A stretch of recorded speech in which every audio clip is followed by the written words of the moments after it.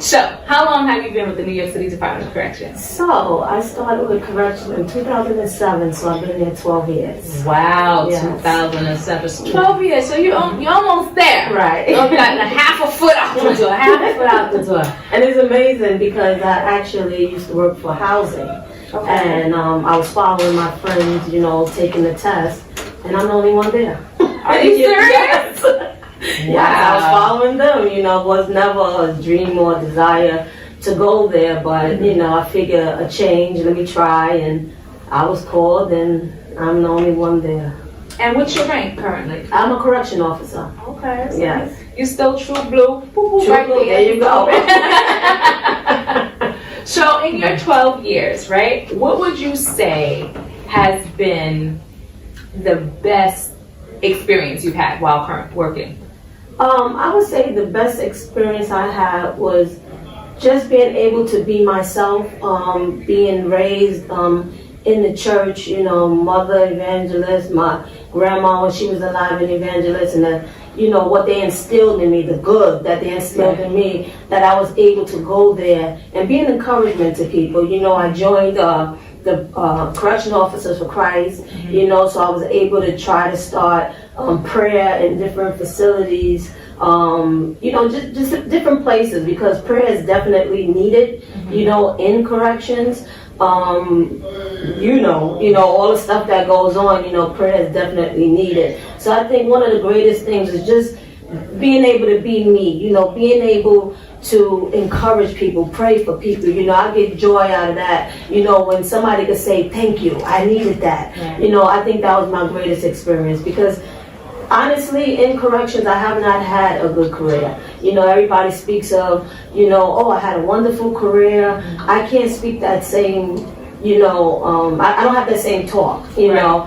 And I've been through a lot, and, it started, I'm not going to get deep into it, but it started where I was pretty much blackballed because I wouldn't take a charge, for a captain. And I'll leave it at that. Mm-hmm. But it followed me my whole career. So it took prayer, and it took my, upbringing, to keep me grounded, and, and I had to constantly encourage myself and constantly remind myself that in spite of what was around me and what I was going through, God was still working all things out together for my good. So yeah, I don't regret it. I don't regret coming to corrections, because everything is ordained by God.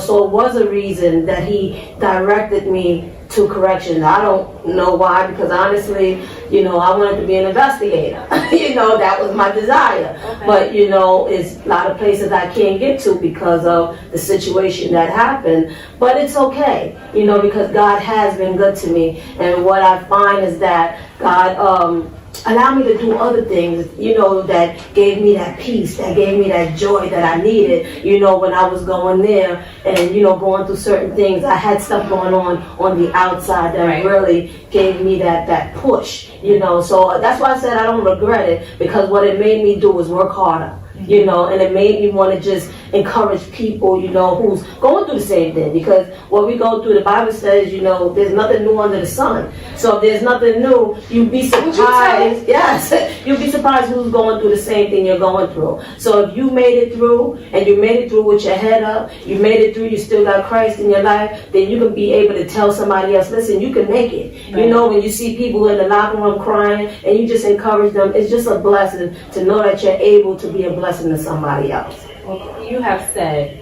it all, because at the end of the day, what happens is you feel if you don't talk about what's going on, you think, oh my God, yes. Am I the only one? Why is this happening to me? Is this the only thing why is it me? Why is it me? And you have a sister over here going through the same exact thing, but because we're so accustomed to always putting on this brave face, we don't want to divulge to anyone, like, listen, I'm going through something, I need some help. Yes. That's the biggest thing that I feel that we're lacking, that we're not comfortable enough to say, listen, sis, I need some help. I can't do it. I'm struggling. You know what I mean? So if people would do that more and let things fall off their back, like, listen, I got you. Right. I got you. Right. The support systems really have to, it's very important. Right.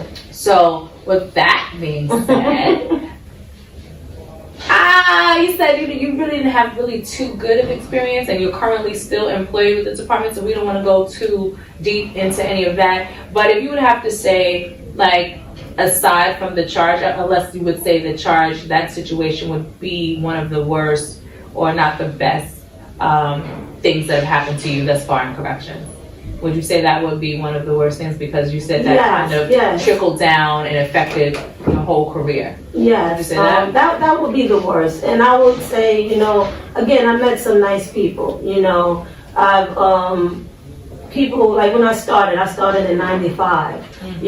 And back then, 95, it was like a family. Right. You had people that welcomed you. You had people who saw the things happening to you, and they would pull you aside. Come here. I remember this one. I think I had 2 years on it, maybe 2 years on the job. Well, no, it wasn't even 2 years. It had to be like 6 months to a year.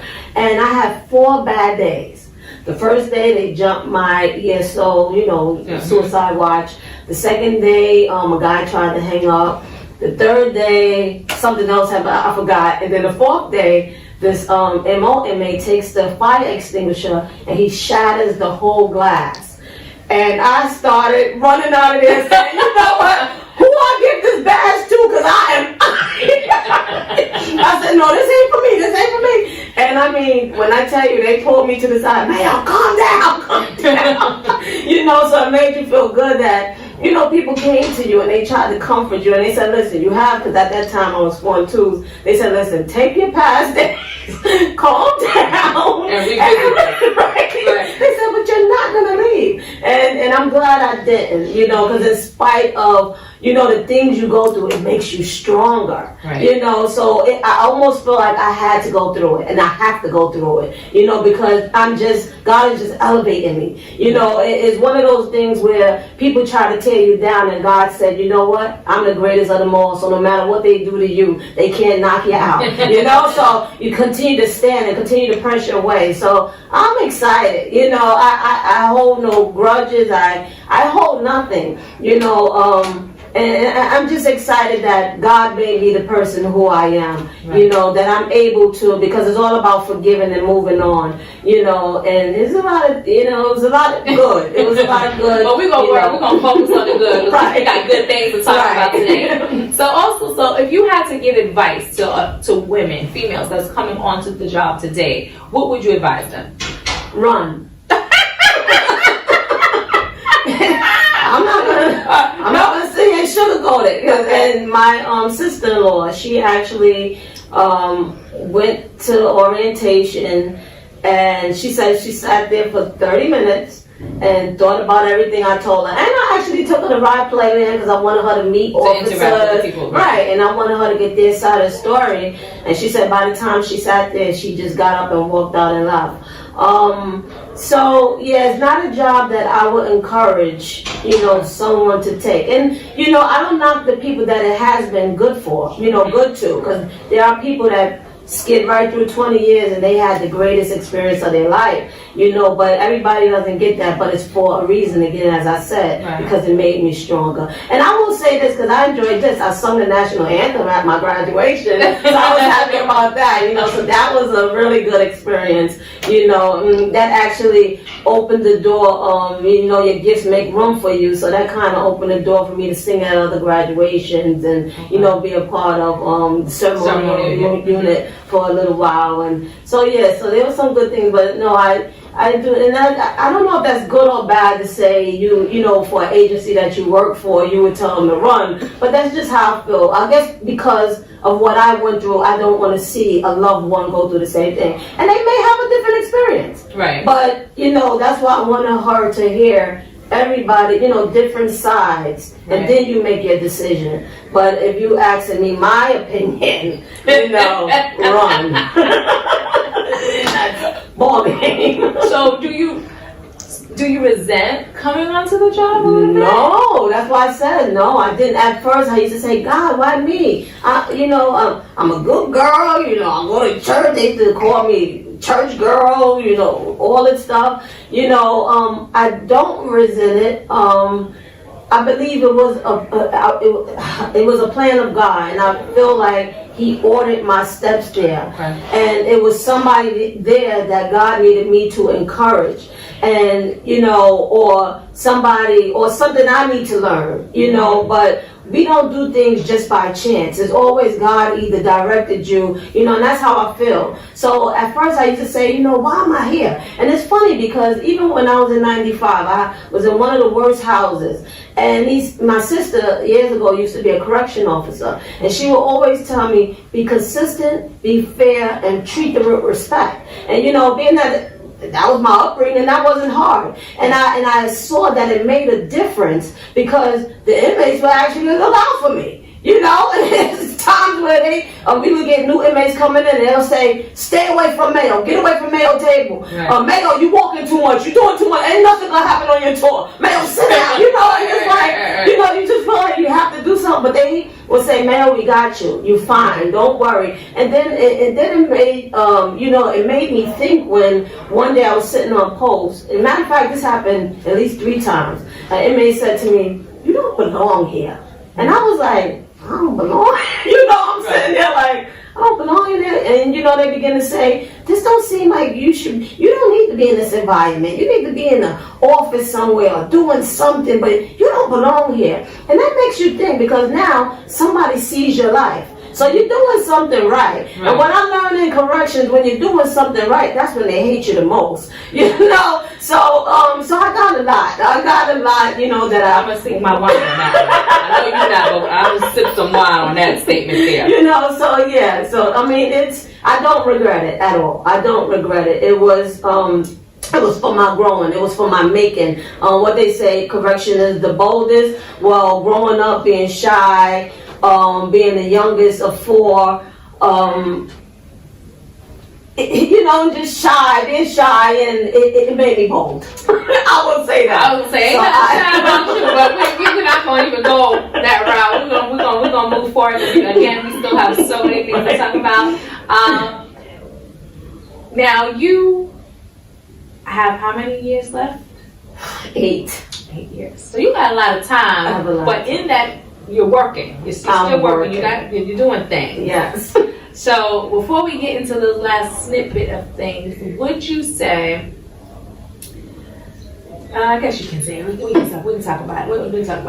So let's talk about when you are getting ready to retire, right? Because you're not working now. You're getting ready to put out some things. Let's talk about the things that you're working on outside of corrections. Well, what I will say is, they tell you to put stuff in the atmosphere. Absolutely. So although I said I had 8 years, I'm going to put in the atmosphere that God is going to blow up everything that I'm doing on the outside for me to even leave before the 8 years. Right. So God, you hear me?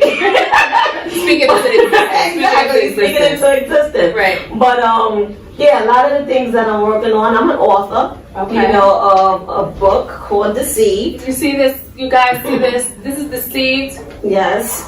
Okay. And it's by Miss Keisha Mayo, and you can get this. Where can they get it? Barnes and Nobles, Amazon, my website, which is www.keishamayo.com. Okay, so she's an author. Yes, and I've actually been on a book tour in Barnes and Nobles. I've been in Barnes and Nobles all over 28 times. Okay. So I've been doing that. I actually did the stage play to the book as well, which was a sold out stage play. God is just allowing me to do things. Are you going to revamp the play? Yes, I am. Can I get a part? Yes, you can. Yes. And I did the stage play, and he allowed me to direct and even play the star role, which I didn't want to do, but I also did the screenplay to the play as well. So I filmed that. Do y'all hear this? Do y'all hear what comes out of corrections when you take that blue off? Yes. This woman is powerful and amazing, and she has so much to offer. Go ahead. Yeah. Spring play. Go ahead. So I also sing. Like I said, I did the national anthem for my graduation, but I also have a gospel CD out. You can get it from iTunes. Well, we're going to touch on one of the songs God. that you sung on your mom. Your mom Yes, sings my as mom well, right? also has 2 CDs out as well. And you're singing on that. Yes. The music that we have today is the track with you and your mom on it, right? Well, it's just me. I'm doing background vocals, lead vocals. I'm doing everything on this one song. And we used to sing together too. I mean, did you forget about that?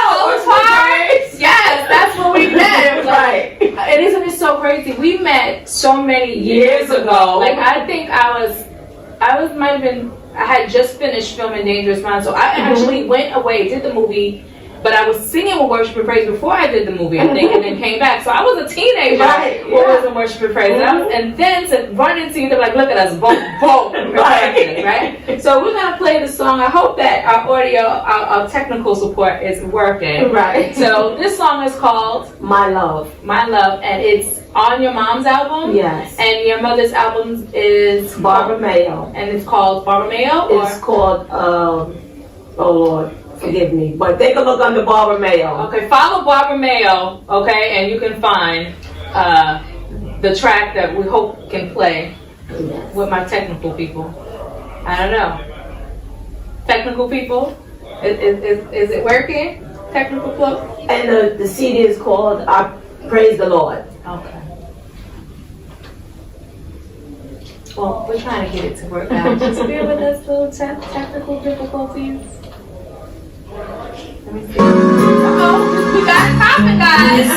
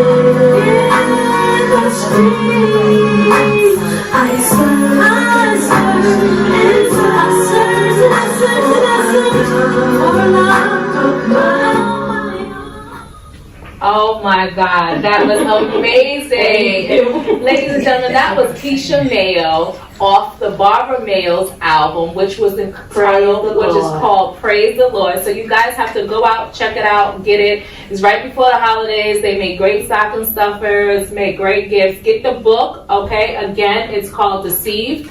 Support these wonderful talents that this woman has. She has a lot to offer. And we want to give it up to you for that. One more thing to say. Sure.